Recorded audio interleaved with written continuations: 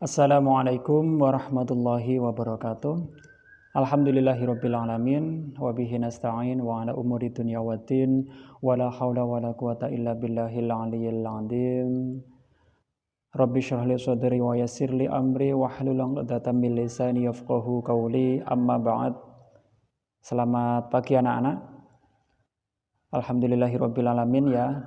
Kita sudah berjalan beberapa hari, kita pelajaran daring, dan alhamdulillah meskipun zaman di rumah sampean tetap bisa melihat Bapak Ibu guru melalui video-video yang telah dibagikan oleh para Bapak Ibu guru.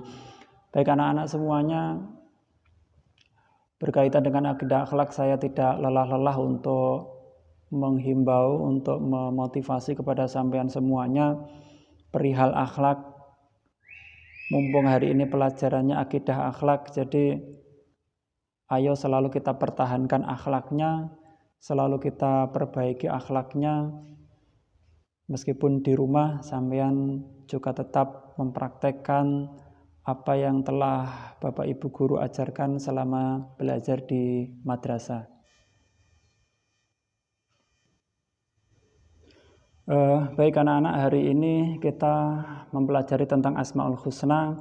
Di pertemuan yang pertama saya sudah menyinggung apa itu Asmaul Husna, berapa jumlahnya, dan hari ini kita akan memperdalam lagi. Mari kita mempelajarinya dengan harapan kita tahu betapa besar kekuasaan Allah. Kemudian setelah kita tahu perbuatan apa yang dapat kita lakukan sehingga kita bisa mengambil hikmah dari sifat-sifat Allah yang banyak itu. Asmaul Husna jumlahnya ada berapa kemarin? Ada 99. Dan menghafalkannya itu tentu merupakan sebuah keutamaan bagi kita, nggih. Jadi di Al-Quran sudah ada, ayo kalau senggang kita menghafalkan. Insya Allah sangat mudah untuk menghafalkan. Sekarang pengertian tentang Asmaul Husna. Asmaul Husna kemarin apa? Jadi Al-Asma merupakan jamak dari ismun. Asma, ismun apa artinya? Nama-nama. Kalau ismun nama, kalau al-asma berarti nama-nama. Sekarang al-husna. Al-husna itu adalah indah, agung, baik ya. Jadi kalau kita gabungkan secara bahasa, maka al-asmaul husna adalah nama-nama yang baik. Nama-nama kepunyaan siapa? Nama-nama kepunyaan Allah. Tetapi berapa Allah? Ya, satu. Jadi seperti itu. Secara istilah al-asmaul husna adalah nama-nama yang indah yang diperuntukkan oleh Allah dan menandakan sebuah keagungan Allah.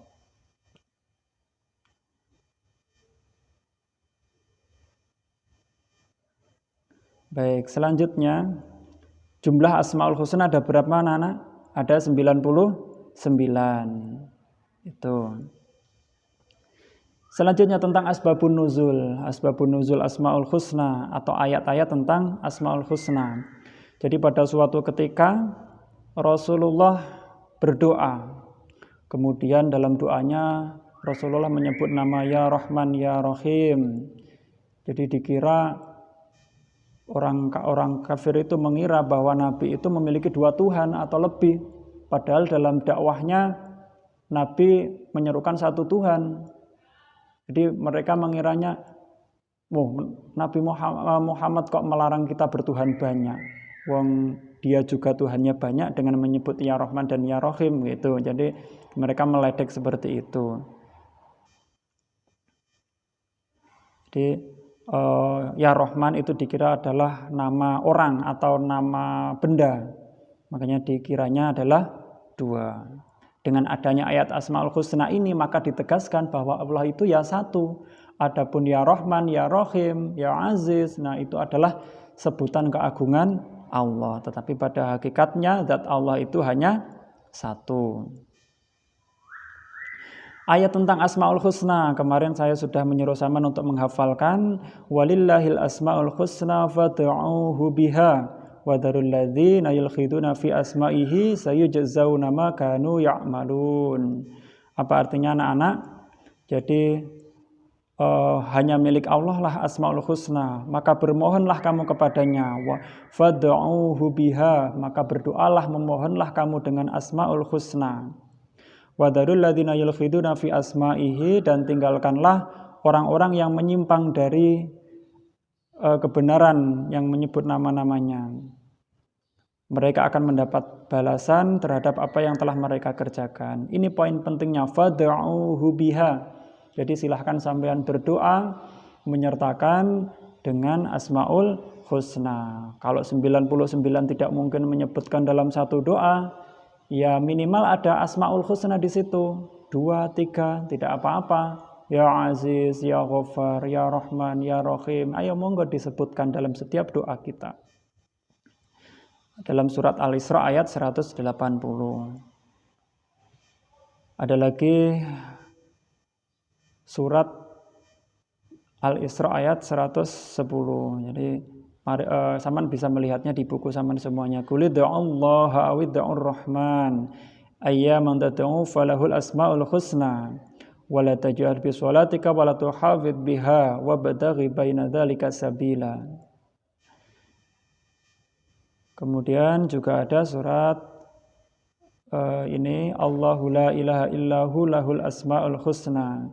Jadi dialah Allah, tidak ada Tuhan melainkan Dia, dan Dia mempunyai Asmaul Husna. Jumlahnya tadi sudah saya sebutkan ada 99, namun pada pelajaran kita hanya membahas 9 Asmaul Husna. Apa saja itu? Jadi ada Al-Aziz, Allah Maha Perkasa. Kemudian ada Al-Ghaffar, Allah Maha Pengampun. Kemudian ada Al-Basit, Allah Maha melapangkan rezeki. Kemudian ada An-Nafi', Allah Maha memberi rahmat, memberi manfaat. Kemudian ada Ar-Rauf, Allah Maha membalas kasihan, memberi belas kasihan. Kemudian 6 ada Al-Barru. Apa anak-anak? Allah Maha baik, pemberi kebaikan. Kemudian ada Al-Fatah, Allah Maha pembuka pintu rahmat. 8 ada Al-Adl, Allah Maha adil. Dan yang terakhir ada Al-Qayyum, Allah Maha berdiri sendiri. Sekarang kita membahas tentang Al-Aziz, Allah Maha Perkasa. Segala sesuatu takluk dan tunduk kepada Allah. Jadi tidak ada kekuatan yang melebihi kekuatannya Allah. Kita tidak boleh sombong, karena kesombongan itu hanya milik Allah. Kalau badan kita besar, ya juga tidak boleh sombong. Badan kita kuat, nggak boleh sombong. Karena ada Al-Aziz. Jadi Allah lah yang Maha Perkasa.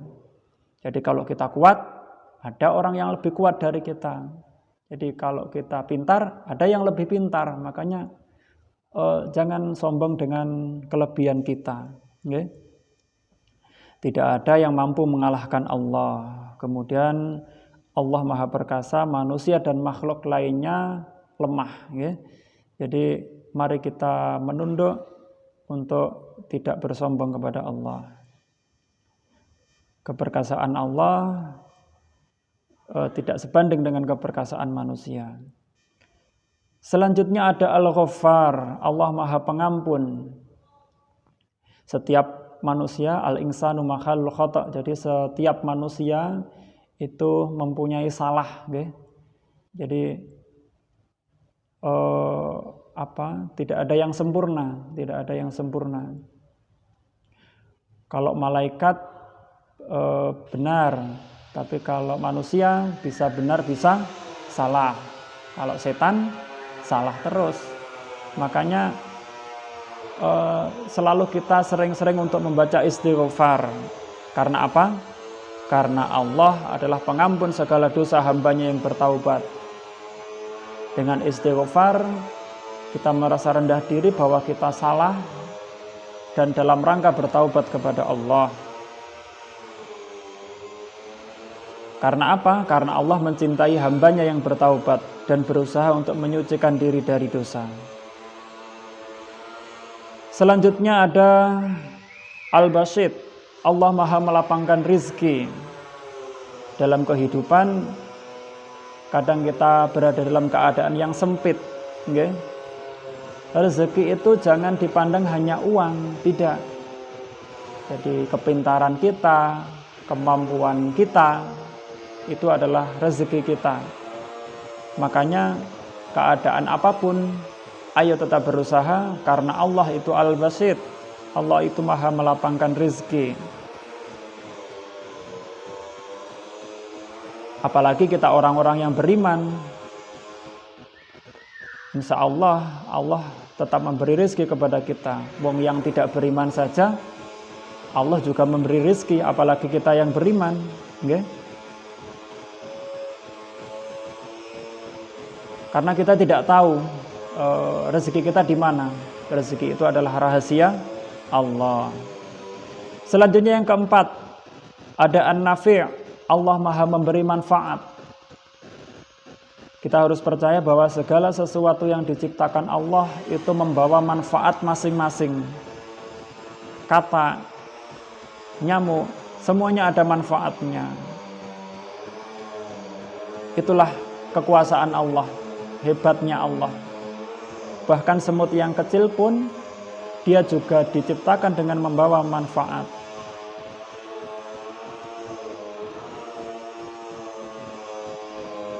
Pun juga kita sebagai makhluk Allah yang sebagai khalifah di bumi, kita dituntut untuk bisa memanfaatkan apa yang telah Allah ciptakan. Jangan bosan-bosan untuk menggali manfaat. Selanjutnya ada Ar-Ra'uf. Allah maha membalas kasihan. Allah itu penuh kasih sayang. Allah itu penuh cinta kepada makhluknya. Terutama manusia yang beriman dan bertakwa. Oleh karena itu, setiap hari kita harus berdoa. Oleh karena itu, kita harus selalu menjaga keimanan dan ketakwaan kita itu selalu stabil. Okay? Perintah-perintah Allah dijalankan, larangan-larangannya ditinggalkan. Kalau kita tetap seperti itu, kita akan mendapat belas kasihan dari Allah. Doa-doa kita tentu akan mudah didengar. Karena kasih sayang Allah, apa anak-anak? Tidak terbatas, ya? Tidak terbatas.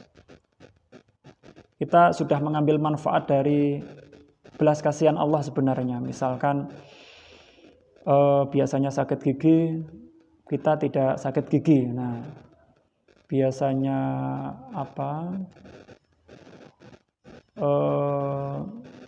batuk, kemudian tidak batuk. Nah, itu merupakan belas kasihan yang diberikan oleh Allah. Makanya berdoa, kemudian juga bersyukur. Kemudian yang keenam ada Al-Barru. Allah maha baik. Kebaikan Allah tentu tidak bisa kita lihat secara langsung, tetapi kita bisa merasakannya. Misalkan kita hari ini tidak punya beras untuk dimasak, kemudian tiba-tiba ada tetangga yang bagi-bagi beras. Nah, itu bentuk kebaikan yang Allah ciptakan. Kita jatuh, ada teman kita yang menolong. Nah, itu adalah Al-Barru. Allah itu maha baik. Jadi Allah mengirim kebaikan lewat apa saja. Okay? Misalkan ada yang kejatuhan jambu, kemudian kita tidak. Nah, itu juga merupakan Al-Barru. Jadi kebaikan yang Allah kirimkan. Maka dari itu kita sebagai makhluknya, tentu itu memotivasi kita untuk juga menjadi orang yang baik. Okay? Kalau Allah sudah baik kepada kita, kita pun juga harus baik kepada Allah, baik kepada manusia. Dan yang lebih hebat anak-anak, kebaikan Allah itu universal, luar biasa. Ya Rahman, Ya Rahimnya Allah itu luar biasa. Orang Kristen, orang Hindu, orang yang beragama selain Islam, Mereka banyak yang kaya, mereka banyak yang hidupnya enak. Jadi kebaikan-kebaikan Allah itu universal, tidak terbatas. Cuman nanti yang akan membedakan kalau di akhirat nanti, keimanan dan ketakwaan kita lah yang nanti akan membedakan. Makanya tidak usah iri. Wong Cina kae kok sugih-sugih ya. Nah, aku orang Islam, Tuhanku Allah kok enggak sugih. Nah, ini menjawab keraguan kita, la raiba fihi, jadi tidak ada keraguan kita nggih. Kemudian ada Al-Fattah, pembuka pintu rahmat. Okay. Dengan kemurahannya memberikan rahmatnya kepada semua makhluk. Sehingga dengan rahmat Allah kita dapat menggali pengetahuan yang Allah ciptakan. Kita dapat menggali karunia Allah. Kita bisa mondok, kita diberi kesempatan untuk menuntut ilmu kepada kiai.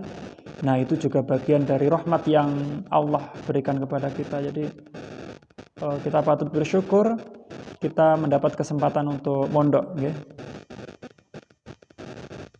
Juga makna lain dari Al-Fattah itu adalah maha memutuskan. Selain membuka juga dimaknai memutuskan. Kita mondok itu sebuah keputusan dari Allah, okay. Makanya harus bersyukur punya kesempatan untuk menuntut ilmu, terutama menuntut ilmu di pondok. Makanya kalian yang sekarang mondok, ayo bersungguh-sungguh dalam mondok. Orang tua sudah mencarikan biaya yang sangat banyak anak-anak untuk mondok. Tidak sedikit jumlah biaya untuk mondok itu. Makanya ayo kita mulai berpikir, karena sampean semuanya sudah beranjak dewasa. Kalau orang tua sungguh-sungguh dalam mencarikan biaya, saya pun juga akan sungguh-sungguh dalam belajar. Kemudian yang nomor 8 adalah Al-Adl. Jadi Allah itu maha adil. Bersifat final, ya. Keadilan Allah itu bersifat final dan tidak sama dengan keadilan manusia. Keadilan manusia itu bisa berat sebelah. Tetapi kalau keadilan Allah final, tidak berat sebelah. Semuanya sudah diukur sedetail mungkin. Makanya kebaikan sebesar apapun itu insya Allah dihitung oleh Allah. Dan keburukan sekecil apapun itu juga dihitung oleh Allah. Makanya dalam satu hari kita itu kalau bisa melakukan kebaikan meskipun itu kecil, okay? Meskipun itu kecil, ayo kita tetap melakukan kebaikan. Dan Allah itu tidak pandang bulu, okay? Mau dia anaknya presiden, mau dia anaknya kiai, mau dia anaknya ustadz, tapi yang namanya kebaikan itu tetap kebaikan. Sampean itu kalau punya emas, sampean jatuhkan ke air, di air itu ada batu, ya emas tetap emas. Meskipun berkumpulan dengan batu-batu, emas itu nggak tetap emas. Jadi seperti itulah keadilan di sisi Allah. Tidak pandang bulu, semuanya final, tidak ada yang berat sebelah. Maka dari itu tentu kita bisa bercermin kalau kebaikan sekecil apapun saja dihitung, keburukannya sekecil apapun juga dihitung. Nah, mari termotivasi untuk selalu menjadi orang baik dalam setiap hari, dalam setiap jam, dalam setiap detik. Kemudian yang nomor 9 adalah Al-Qayyum. Al-Qayyum itu adalah Allah Maha berdiri sendiri. Jadi Allah itu berkuasa, menciptakan alam juga sendiri, menciptakan makhluk juga sendiri. Loh, kan ada malaikat. Allah sering memerintah malaikat. Iya, betul, ada malaikat. Tapi itu semuanya ya karena irodahnya Allah. Allah hanya ingin saja. Apakah Allah bisa tanpa malaikat? Iya, tentu. Al-Qayyum. Allah itu maha berdiri sendiri tanpa bantuan siapapun. Jadi kalau Allah menciptakan malaikat ya karena irodahnya Allah, karena Allah ingin saja. Misalkan saya menulis itu bisa di papan, nggih. Adapun saya menyuruh sekretaris kelas untuk menulis, ya itu karena saya ingin saja. Saya ingin sekretaris kelas itu menuliskan materi di papan tulis. Jadi bukan karena saya tidak mampu mboten, tapi karena apa itu ingin saja, hendak saja saya menyuruh sekretaris kelas. Jadi begitu anak-anak ya. Ada 9 Asmaul Husna yang kita bahas pada pertemuan hari ini.